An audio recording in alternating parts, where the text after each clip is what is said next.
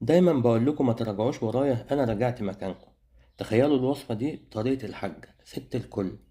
اكيد مفيش وصفة اقوله، واكيد شهادتي فيها مجروحة، ولكن تأكدوا لو جربتوا الوصفة بالطريقة دي بالظبط مش هتبطلوا تعملوها. اول حاجة هنجيب فنجان زيت، وده تست للزيت. بجيب صباع مية وعملت زي ما انتوا شفتوا كده. لما يعمل الصوت ده كده بقى جاهز خلاص.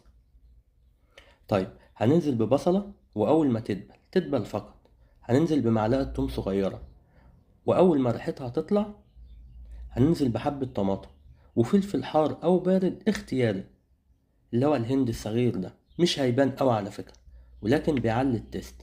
وبعدين هننزل بالبهارات اللي قدامكم على الشاشة دي، اللي هي ملح وفلفل أسود وكزبرة وكمون وبابريكا ونص معلقة كركم وعصير ليمونة ومعلقتين كبار خل، وهنقلبهم تقلبتين كده مع بعض وتمام كده خلاص. هناخد بقى الخلطة الجميلة دي وندعك بها السمك من بره ومن جوه، وطبعا هنكون عاملين شقاق في السمك، ونحط جواه كمان التتبيلة دي، وهندخلها الفرن على الرف اللي تحت الوسطاني من نص ساعة لساعة إلا ربع.